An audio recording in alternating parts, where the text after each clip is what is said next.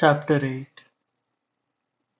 From somewhere at the bottom of a passage, the smell of roasting coffee, real coffee, not Victory coffee, came floating into the street. Winston paused involuntarily. For perhaps 2 seconds he was back in the half-forgotten world of his childhood. Then a door banged, seeming to cut off the smell as abruptly as though it had been a sound. He had walked several kilometers over pavements, and in his varicose ulcer was throbbing. This was the second time in 3 weeks that he had missed an evening at the community centre. A rash act, since you could be certain that the number of your attendances at the centre was carefully checked. In principle, a party member had no spare time and was never alone except in bed. It was assumed that when he was not working, eating, or sleeping, he would be taking part in some kind of communal recreation. To do anything that suggested a taste for solitude, even to go for a walk by yourself, was always slightly dangerous. There was a word in newspeak for it, own life, it was called, meaning individualism and eccentricity. But this evening, as he had come out of the ministry, the balminess of the April air had tempted him. The sky was a warmer blue than he had seen in that year, and suddenly the long, noisy evening at the centre, the boring, exhausting games, the lectures, the creaking camaraderie oiled by gin, had seemed intolerable. On impulse, he had turned away from the bus stop and wandered off into the labyrinth of London, first south, then east, then north again, losing himself among unknown streets and hardly bothering in which direction he was going. "If there is hope," he had written in the diary, "it lies in the proles." The words kept coming back to him, statement of a mystical truth and a palpable absurdity. He was somewhere in the vague, brown-coloured slums to the north and east of what had once been St. Pancras station.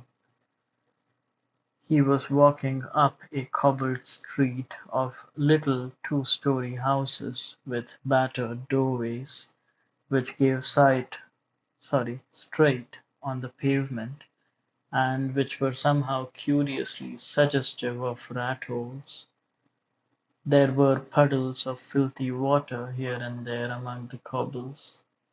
In and out of dark doorways, and down narrow alleyways that branched off on either side, people swarmed in astonishing numbers.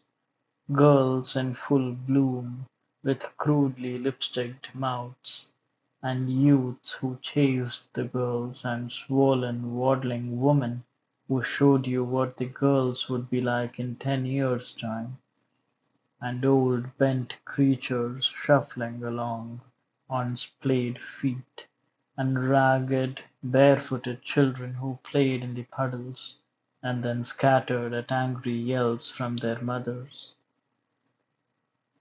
Perhaps a quarter of the windows in the street were broken and boarded up. Most of the people paid no attention to Winston. A few eyed him with a sort of guarded curiosity.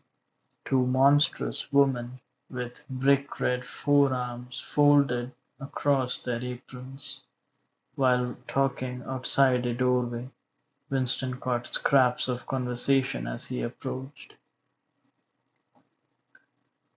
"Yes, I'll say, sir, that's all very well," I says, "but if you'd have been in my place you'd have done the same as what I done. Easy to criticize, I say, but you ain't got the same problems as what I got." "Ah," said the other, "that's just it. That's just where it is. The strident voices stopped abruptly. The woman studied him in hostile silence as he went past. But it was not hostility exactly, merely a kind of weariness, a momentary stiffening, as at the passing of some unfamiliar animal. The blue overalls of the party could not be a common sight in a street like this. Indeed, it was unwise to be seen in such places unless you had definite business there. The patrols might stop you if you happened to run into them. May I see your papers, comrade? What are you doing here? What time did you leave work? Is this your usual way home? And so on and so forth. Not that there was any rule against walking home by an unusual route, but it was enough to draw attention to you if the thought police heard about it. Suddenly, the whole street was in commotion. There were yells of warning from all sides. People were shooting into the doorway like rabbits. A young woman leapt out of a doorway a little ahead of Winston, grabbed up a tiny child playing in a puddle, whipped her apron round it, and leapt back again, all in one movement. At the same instant a man in a concertina-like black suit, who had emerged from a side alley, ran towards Winston, pointing excitedly to the sky. "Steamer!" he yelled. "Look out, Governor! Bang overhead! Lay down quick!" "Steamer" was a nickname which, for some reason, the proles applied to rocket bombs. Winston promptly flung himself on his face. The proles were nearly always right when they gave you a warning of this kind. They seemed to possess some kind of instinct which told them several seconds in advance when a rocket was coming, although the rocket supposedly traveled faster than sound. Winston clasped his forearms above his head. There was a roar that seemed to make the pavement heave. A shower of light objects pattered on to his back. When he stood up he found that he was covered with fragments of glass from the nearest window. He walked on. The bomb had demolished a group of houses 200 meters up the street. A black plume of smoke hung in the sky, and below it a cloud of plaster dust, in which a crowd was already forming around the ruins. There was a little pile of plaster lying on the pavement ahead of him, and in the middle of it he could see a bright red streak. When he got up to it, he saw that it was a human hand severed at the wrist. Apart from the bloody stump, the hand was completely whitened, as to resemble a plaster cast. He kicked the thing into the gutter, and then, to avoid the crowd, turned down a side street to the right.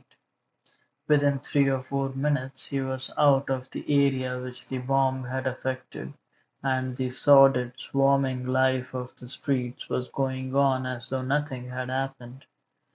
It was nearly 20 hours, and the drinking shops which the proles frequented, pubs they called them, were choked with customers. From their grimy swing doors, endlessly opening and shutting, there came forth a smell of urine, sawdust, and sour beer. In an angle formed by projecting house front 3 men were standing very close together, the middle one of them holding a folded up newspaper, which the other two were studying over his shoulder. Even before he was near enough to make out the expression on their faces, Winston could see absorption in every line of their bodies. It was obviously some serious piece of news that they were reading. He was a few paces away from them when suddenly the group broke up, and two of the men were in violent altercation. For a moment they seemed almost on the point of blows.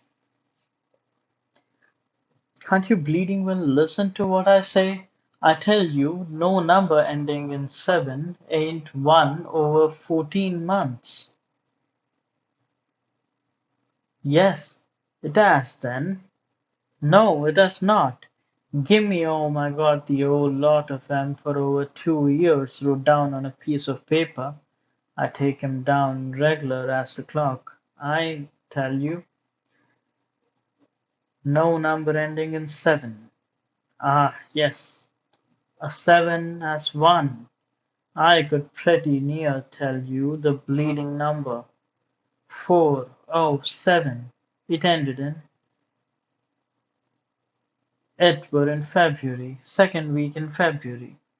February, your grandmother. I got it all down in black and white, and I tell you, no number. Oh, pack it in, said the third man. They were talking about the lottery. Winston looked back when he had gone 30 meters. They were still arguing, with vivid, passionate faces. The lottery, with its weekly payout of enormous prizes, was the one public event to which the proles paid serious attention. It was probable that there were some millions of proles for whom the lottery was the principal, if not the only reason for remaining alive. It was their delight, their folly, their anodyne, their intellectual stimulant. Where the lottery was concerned, even people who could barely read and write seemed capable of intricate calculations and staggering feats of memory. There was a whole tribe of men who made a living simply by selling systems, forecasts, and lucky amulets.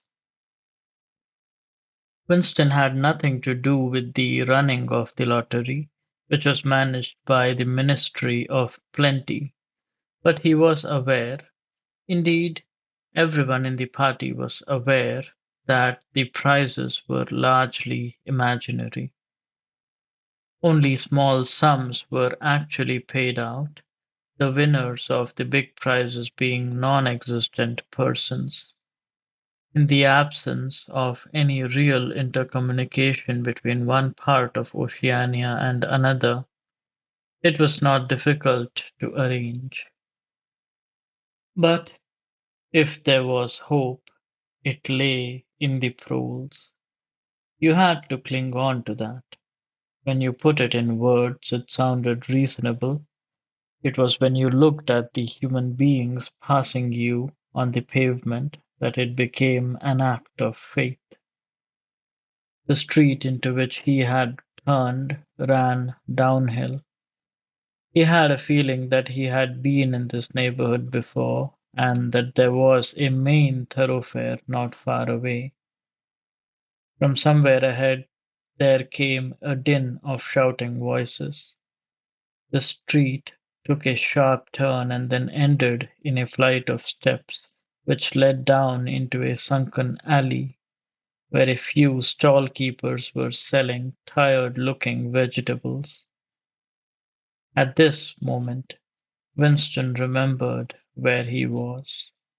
The alley led out into the main street, and down the next turning, not 5 minutes away, was the junk shop where he had bought the blank book which was now his diary. And in a small stationer's shop not far away he had bought his penholder and his bottle of ink. He paused for a moment at the top of the steps. On the opposite side of the alley there was a dingy little pub whose windows appeared to be frosted over, but in reality were merely coated with dust. A very old man, bent but active, with white moustaches that bristled forward like those of a prawn, pushed open the swing door and went in. As Winston stood watching, it occurred to him that the old man, who must be 80 at least, had already been middle-aged when the revolution happened. He and a few others like him were the last links that now existed with the vanished world of capitalism. In the party itself, there were not many people left whose ideas had been formed before the revolution. The older generation had mostly been wiped out in the great purges of the 50s and 60s, and the few who survived had long ago been terrified into complete intellectual surrender. If there was anyone still alive who could give you a truthful account of conditions in the early part of the century, it could only be a pro. Suddenly the passage from the history book that he had copied into his diary came back into Winston's mind, and a lunatic impulse took hold of him. He would go into the pub, he would scrape acquaintance with the old man and question him. He would say to him, "Tell me about your life when you were a boy. What was it like in those days? Were things better than they are now, or were they worse?" Hurriedly, lest he should have time to become frightened, he descended the steps and crossed the narrow street. It was madness, of course. As usual, there was no definite rule against talking to proles and frequenting their pubs, but it was far too unusual an action to pass unnoticed. If the patrols appeared, he might plead an attack of faintness, but it was not likely that they would believe him. He pushed open the door, and a hideous, cheesy smell of sour beer hit him in the face. As he entered, the din of voices dropped to about half its volume. Behind his back, he could feel everyone eyeing his blue overalls. A game of darts which was going on at the other end of the room interrupted itself for perhaps as much as 30 seconds. The old man whom he had followed was standing at the bar, having some kind of altercation with the barman, a large, stout, hook-nosed young man with enormous forearms. A knot of others, standing round with glasses in their hands, were watching the scene. "I asked you civil enough, didn't I?" said the old man, straightening his shoulders pugnaciously. "You telling me you ain't got a pint mug in the old bleeding boozer?" "And what in hell's name is a pint?" said the barman, leaning forward with the tips of his fingers on the counter. "Ark at him! Calls himself a barman and don't know what a pint is. Why, a pint's the half of a quart, and there's 4 quarts to the gallon. Have to teach you the ABC next." "Never heard of 'em," said the barman shortly. "Liter and half-liter, that's all we serve. There's the glasses on the shelf in front of you." "I likes a pint," persisted the old man. "You could a drawed me off a pint easy enough. We didn't have these bleeding liters when I was a young man." "When you were a young man we were all living in the tree-tops," said the barman with a glance at the other customers. There was a shout of laughter, and the uneasiness caused by Winston's entry seemed to disappear. The old man's white, stubbled face had flushed pink. He turned away, muttering to himself, and bumped into Winston. Winston caught him gently by the arm. "May I offer you a drink?" he said. "You're a gent," said the other, straightening his shoulders again. He appeared not to have noticed Winston's blue overalls. "Pint," he added aggressively to the barman. "Pint of wallop." The barman swished 2.5 liters of dark brown beer into the thick glasses, which he had rinsed in a bucket under the counter.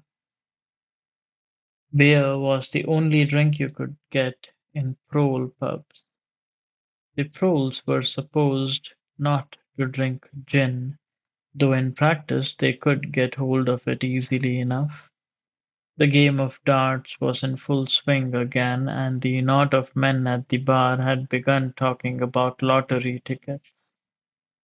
Winston's presence was forgotten for a moment. There was a deal table under the window where he and the old man could talk without fear of being overheard.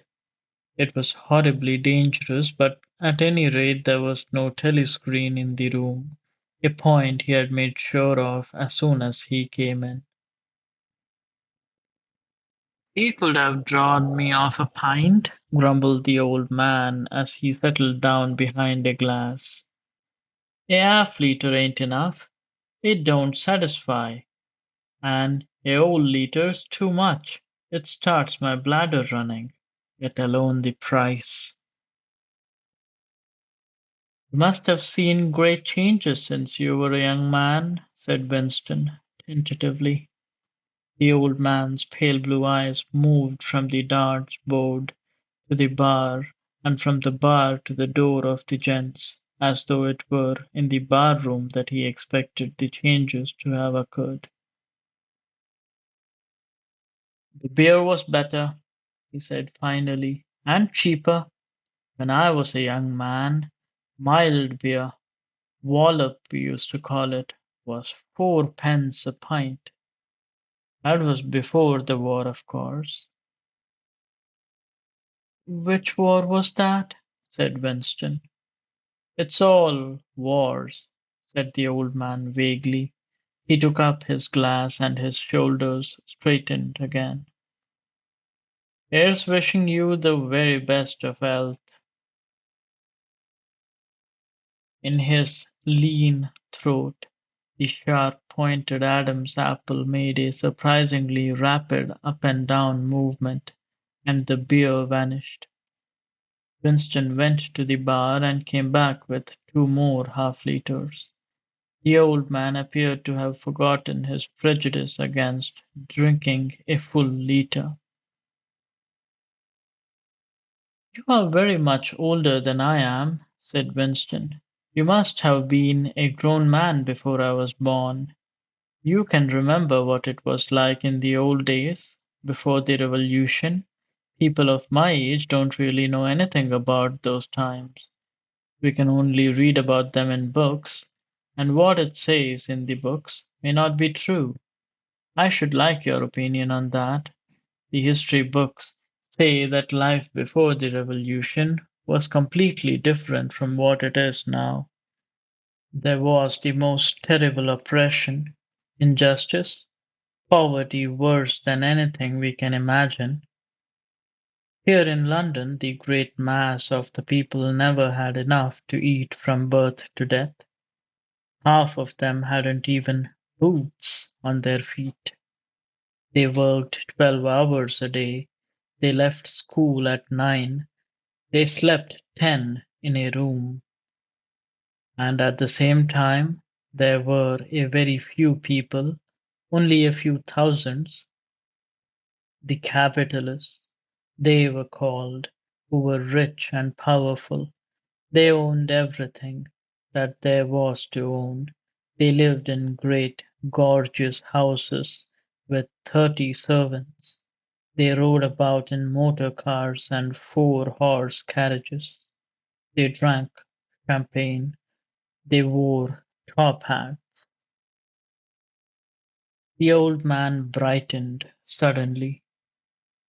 "Top hats," he said. "Funny you should mention 'em. The same thing came into my head only yesterday, I don't know why. I was just thinking I ain't seen a top hat in years. Gone right out, they have. The last time I wore one was at my sister-in-law's funeral, and that was, well, I couldn't give you the date, but it must have been 50 years ago. Of course, it was only right for the occasion, you understand. It isn't very important about the top hats, said Winston patiently. The point is, these capitalists, they and a few lawyers and priests and so forth who lived on them were the lords of the earth. Everything existed for their benefit. You, the ordinary people, the workers, were their slaves. They could do what they liked with you. They could ship you off to Canada like cattle. They could sleep with your daughters if they choose. They could order you to be flogged with something called a cat o' nine tail. You had to take your cap off when you passed them. Every capitalist went about with a gang of lackeys who the old man brightened again. Lackeys, he said. Now there's a word I ain't heard since ever so long. Lackeys. That reg'lar takes me back. That does. I recollect. Oh, donkeys, years ago.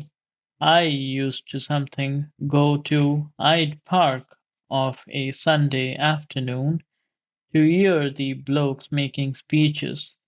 Salvation Army, Roman Catholics, Jews, Indians, all sorts there was. And there was one bloke. Well, I couldn't give you his name, but a real powerful speaker he was. He didn't half give it 'em. Lackeys, he says. Lackeys of the bourgeoisie, flunkies of the ruling class, parasites. That was another of them. And hyenas, definitely called them hyenas. Of course, he was referring to the Labour Party, you understand. Winston had the feeling that they were talking at cross purposes. What I really want to know was this, he said. Do you feel that you have more freedom now than you had in those days? Are you treated more like a human being? In the old days, the rich people, the people at the top, the house of the lords, put in the old man reminiscently. The house of the lords, if you like. What I am asking is, were these people able to treat you as an inferior simply because they were rich and you were poor? Is it a fact, for instance, that you had to call them sir and take off your cap when you passed them? The old man appeared to think deeply. He drank off about a quarter of his beer before answering. Yes, he said. They liked you to touch your cap to 'em. It showed respect, like. I didn't agree with it myself, but I done it oftentimes. Had to, as you might say. And it was usual. I'm only quoting what I've read in history books. Was it usual for these people and their servants to push you off the pavement into the gutter? One of 'em pushed me once, said the old man. I recollect it as if it were yesterday. It was boat race night. Terribly rowdy they used to get on boat race night, and I bumps into a young bloke on Shaftesbury Avenue. Quite a gent he was, dress shirt, top hat, black overcoat. He was kind of zigzagging across the pavement, and I bumps into him accidental, like. He says, "Why can't you look where you're going?" he says. I say, "D'you think you've bought the bleeding pavement?" He says, "I'll twist your bloody head off if you get fresh with me." I says, "You're drunk. I'll give you in charge in half a minute," I says. And if you'll believe me, he puts his hand on my chest and gives me a shove as pretty near sent me under the wheels of a bus. Well, I was young in them days, and I was going to have fetched him one, only a sense of helplessness took hold of Winston. The old man's memory was nothing but a rubbish heap of details. One could question him all day without getting any real information. The party histories might still be true, after a fashion. They might even be completely true. He made a last attempt. "Perhaps I've not made myself clear," he said. "What I'm trying to say is this. You have been alive a very long time. You lived half your life before the revolution. In 1925, for instance, you were already grown up. Would you say from what you can remember that life in 1925 was better than it is now, or worse? If you could choose, would you prefer to live then or now?" The old man looked meditatively at the darts board. He finished up his beer more slowly than before. When he spoke, it was with a tolerant, philosophical air, as though the beer had mellowed him. "I know what you expect me to say," he said. "You expect me to say as I'd sooner be young again. Most people say they'd sooner be young, if you ask them. You got your health and strength when you're young. When you get to my time of life, you ain't never well. I suffer something wicked from my feet, and my bladder's just terrible. 6 and 7 times a night it has me out of bed. On the other hand, there's great advantages in being an old man. You ain't got the same worries. No truck with women, and that's a great thing. I ain't had a woman for near on 30 year, if you'd credit it. Nor wanted to, what's more." Winston sat back against the window sill. It was no use going on. He was about to buy some beer when the old man suddenly got up and shuffled rapidly into the stinking urinal at the side of the room. The extra half-liter was already working on him. Winston sat for a minute or two gazing at his empty glass, and hardly noticed when his feet carried him out into the street again. Within 20 years at most, he reflected. The huge and simple question, was life better before the revolution than it is now, would have ceased once and for all to be answerable. But in effect it was unanswerable even now, since the few scattered survivors from the ancient world were incapable of comparing one age with another. They remembered a million useless things: a quarrel with a workmate, a hunt for a lost bicycle pump, the expression on a long dead sister's face, the swirls of dust on a windy morning 70 years ago. But all the relevant facts were outside the range of their vision. They were like the ant, which can see small objects but not large ones. And when memory failed and written records were falsified,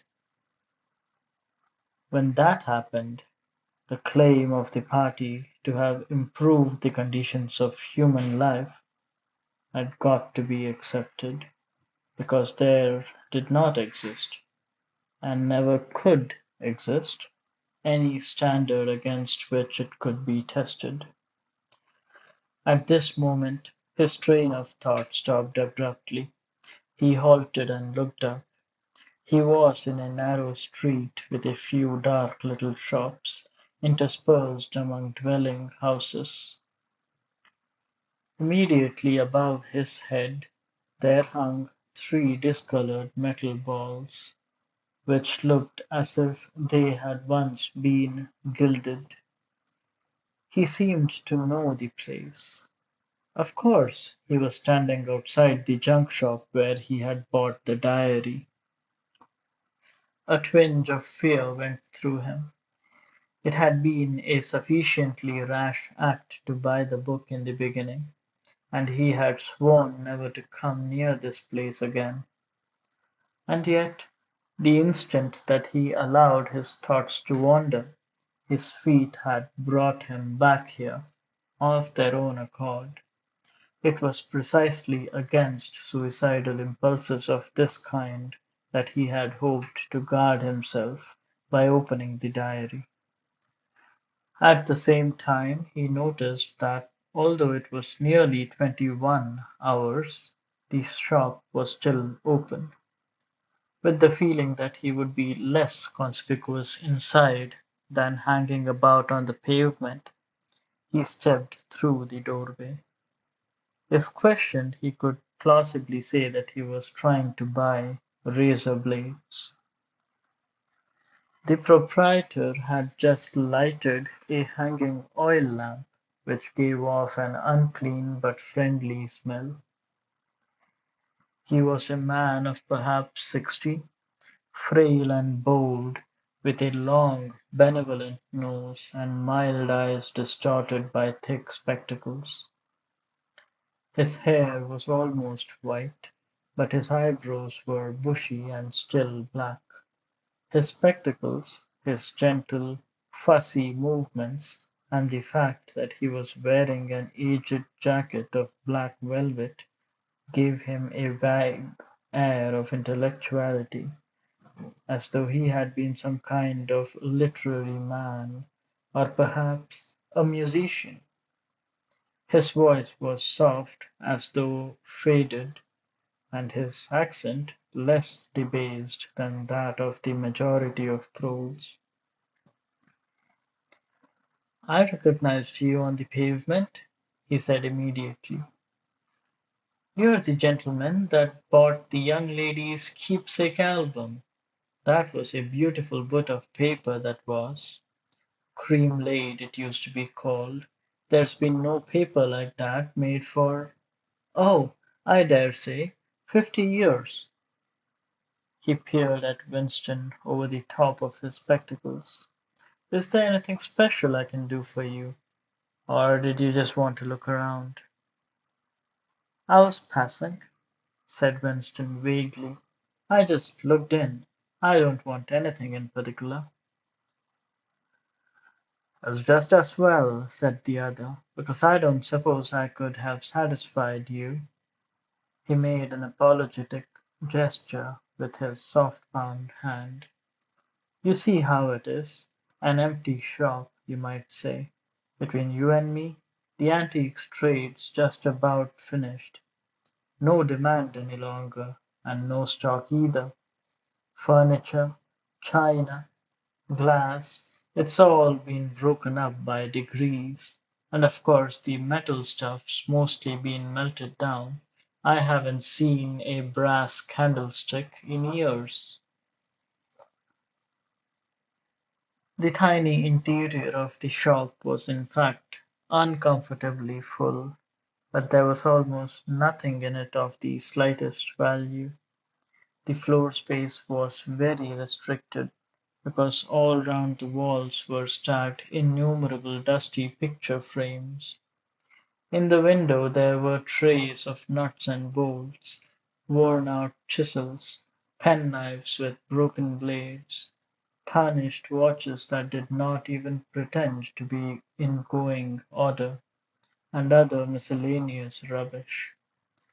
Only on one small table in the corner was there a litter of odds and ends, lacquered snuff boxes, agate brooches, and the like, which looked as though they might include something interesting. As Winston wandered towards the table, his eye was caught by a round, smooth thing that gleamed softly in the lamplight, and he picked it up. It was a heavy lump of glass, curved on one side, flat on the other, making almost a hemisphere. There was a peculiar softness, as of rainwater, in both the color and texture of the glass. At the heart of it, magnified by the curved surface, there was a strange, pink, convoluted object that recalled a rose or a sea anemone. "What is it?" said Winston, fascinated. "That's coral, that is," said the old man. "It must have come from the Indian Ocean. They used to kind of embed it in the glass. That wasn't made less than 100 years ago. More, by the look of it." "It's a beautiful thing," said Winston. "It's a beautiful thing," said the other appreciatively. "But there's not many that say so nowadays." He coughed. "Now, if it so happened that you wanted to buy it, that'd cost you $4. I can remember when a thing like that would have fetched £8, and £8 was, well, I can't work it out, but it was a lot of money. But who cares about genuine antiques now, even the few that's left?" Winston immediately paid over the $4 and slid the coveted thing into his pocket. What appealed to him about it was not so much its beauty as the air in it seemed to possess the belonging to an age quite different from the present one. The soft, rain-watery glass was not like any glass that he had ever seen. The thing was doubly attractive because of its apparent usefulness, though he could guess that it must once have been intended as a paperweight. It was very heavy in his pocket, but fortunately it did not make much of a bulge. It was a queer thing, even a compromising thing for a party member to have in his possession. Anything old, and for that matter anything beautiful, was always vaguely suspect. The old man had grown noticeably more cheerful after receiving the $4. Winston realized that he would have accepted three or even two. "There's another room upstairs that you might care to take a look at," he said. "There's not much in it, just a few pieces. We'll do with a light if we're going upstairs." He lit another lamp, and, with bowed back, led the way slowly up the steep and worn stairs, and along a tiny passage into a room which did not give on the street, but looked out on a cobbled yard and a forest of chimney pots. Winston noticed that the furniture was still arranged as though the room were meant to be lived in. There was a strip of carpet on the floor, a picture or two on the walls, and a deep, slatternly armchair drawn up to the fireplace. An old-fashioned glass clock with a 12-hour face was ticking away on the mantelpiece.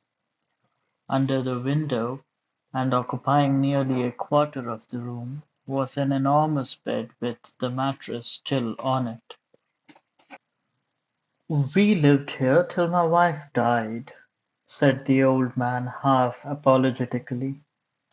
"I'm selling the furniture off by little and little. Now, that's a beautiful mahogany bed. or at least it would be if you could get of the bugs out of it, but I dare say you'd find it a little bit cumbersome. He was holding the lamp high up so as to illuminate the whole room, and in the warm, dim light the place looked curiously inviting. The thought flitted through Winston's mind that it would probably be quite easy to rent the room for a few dollars a week, if he dared to take the risk. It was a wild, impossible notion, to be abandoned as soon as thought of, but the room had awakened and saw in him a sort of nostalgia, a sort of ancestral memory. It seemed to him that he knew exactly what it felt like to sit in a room like this, in an armchair beside an open fire, with your feet in the fender and a kettle on the cob, utterly alone, utterly secure, with nobody watching you, no voice pursuing you, no sound except the sinking of the kettle and the friendly ticking of the clock. "There's no telescreen," he could not help murmuring. "Ah," said the old man, "I never had one of those things. Too expensive, and I never seemed to feel the need of it, somehow. Now, that's a nice gate-leg table in the corner there, though of course you'd have to put new hinges on it if you wanted to use the flaps." There was a small bookcase in the other corner, and Winston had already gravitated towards it. It contained nothing but rubbish. The hunting down and destruction of books had been done with the same thoroughness in the prole quarters as everywhere else. It was very unlikely that there existed anywhere in Oceania a copy of a book printed earlier than 1960.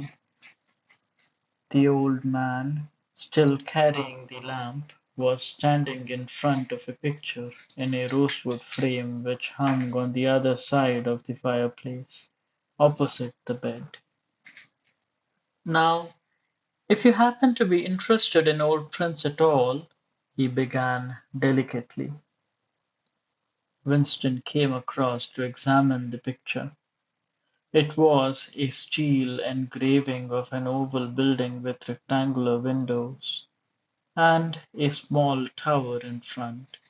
There was a railing running round the building, and at the rear end there was what appeared to be a statue. Winston gazed at it for some moments. It seemed vaguely familiar, though he did not remember the statue. "The frame's fixed to the wall," said the old man, "but I could unscrew it for you, I dare say."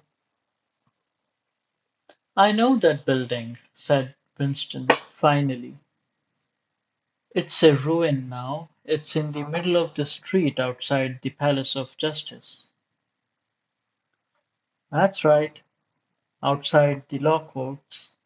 It was bombed in, oh, many years ago. It was a church at one time. Saint Clement Danes its name was."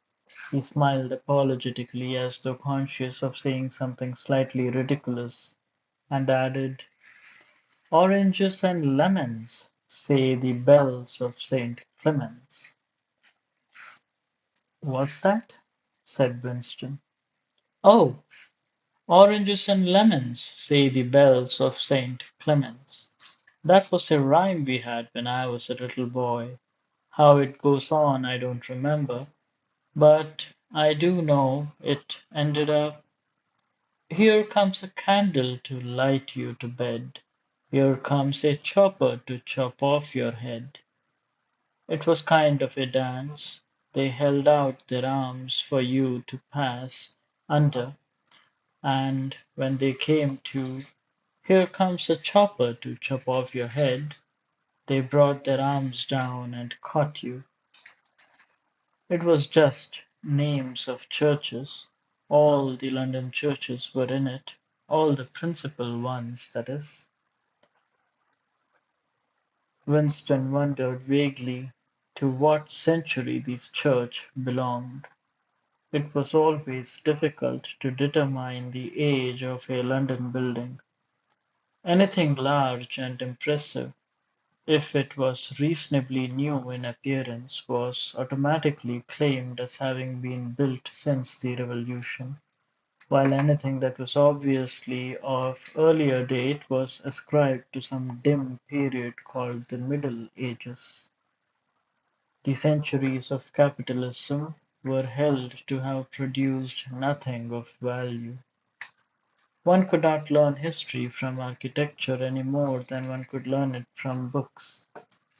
Statues, inscriptions, memorial stones, the names of streets, anything that might light up the past had been systematically altered. "I never knew it had been a church," he said. "There's a lot of them left, really," the old man said, "though they've been put to other uses. Now, how did that rhyme go? Ah, I've got it. Oranges and clements, say the bells of St. Clement's. You owe me 3 farthings, say the bells of St. Martin's. There, now, that's as far as I can get. A farthing. That was a small copper coin, looked something like a cent. Where was St. Martin's? Said Winston. St. Martin's? That's still standing. It's in Victory Square, alongside the picture gallery. A building with a kind of triangular porch and pillars in front, and a big flight of steps. Winston knew the place well. It was a museum used for propaganda displays of various kinds. Scale models of rocket bombs and floating fortresses, waxwork tableaux illustrating enemy atrocities, and the like. St. Martin's in the Fields it used to be called, supplemented the old man, though I don't recollect any fields anywhere in those parts. Winston did not buy the picture. It would have been an even more incongruous possession than the glass paperweight, and impossible to carry home unless it were taken out of its frame. But he lingered for some minutes more, talking to the old man whose name he discovered was not Weeks, as one might have gathered from the inscription over the shop front, but Charrington.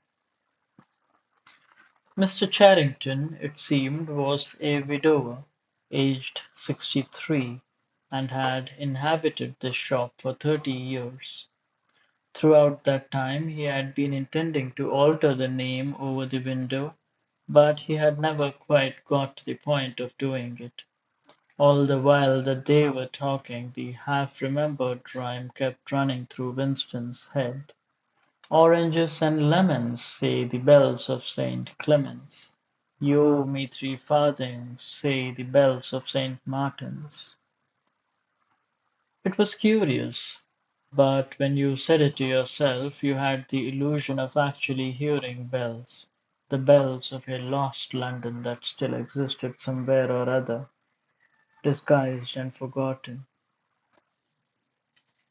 From one ghostly steeple after another, he seemed to hear them pealing forth. Yet, so far as he could remember, he had never in real life heard church bells ringing. He got away from Mr. Charrington and went down the stairs alone, so as not to let the old man see him reconnoitering the street before stepping out the door. He had already made up his mind that after a suitable interval, say a month, he would take the risk of visiting the shop again. It was perhaps not more dangerous than shrinking an evening at the centre. The serious piece of folly had been to come back here in the first place, after buying the diary and without knowing whether the proprietor of the shop could be trusted. However, yes, he thought again, he would come back. He would buy further scraps of beautiful rubbish. He would buy the engraving of Saint Clement Danes, take it out of its frame and carry it home concealed under the jacket of his overalls. He would drag the rest of the poem out of Mr. Charrington's memory. Even the lunatic project of renting the room upstairs flashed momentarily through his mind again. For perhaps 5 seconds, exaltation made him careless, and he stepped out onto the pavement without so much as a preliminary glance through the window.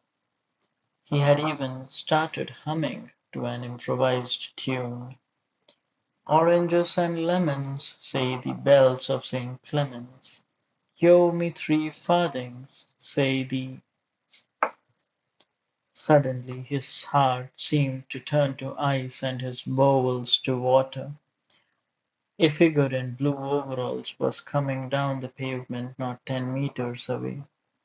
It was the girl from the fiction department, the girl with dark hair. The light was failing, but there was no difficulty in recognizing her. She looked him straight in the face, then walked quickly on, as though she had not seen him. For a few seconds Winston was too paralyzed to move.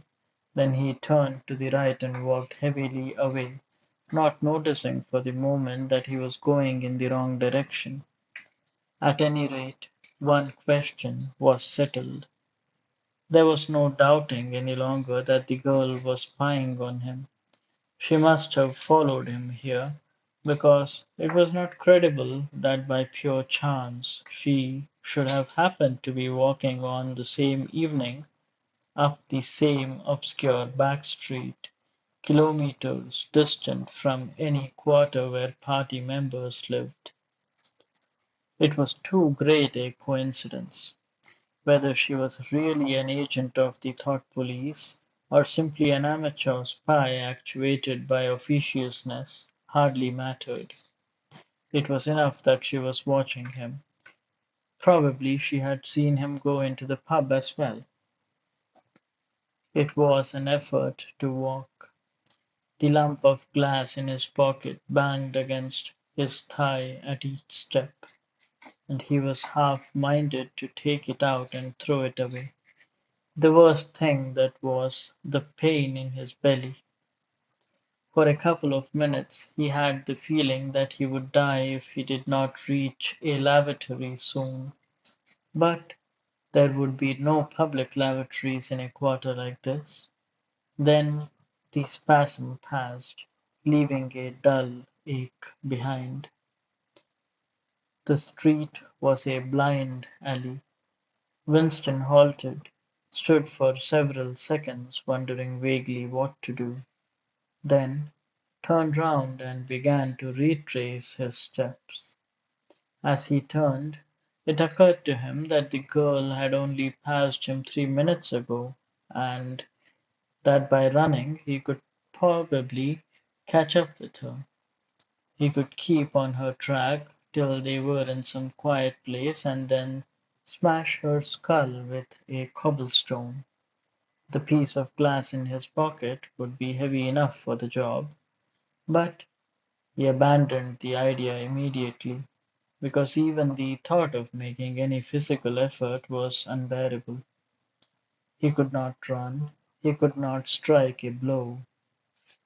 Besides, she was young and lusty, and would defend herself. He thought also of hurrying to the community center and staying there till the place closed, so as to establish a partial alibi for the evening. But that, too, was impossible. A deadly lassitude had taken hold of him. All he wanted was to get home quickly and then sit down and be quiet. It was after 22 hours. when he got back to the flat. The lights would be switched off at the main at 23:30. He went into the kitchen and swallowed nearly a teacupful of Victory gin. Then he went to the table in the alcove, sat down, and took the diary out of the drawer. But he did not open it at once. From the telescreen a brassy female voice was squalling a patriotic song. He sat staring at the marbled cover of the book, trying without success to shut the voice out of his consciousness.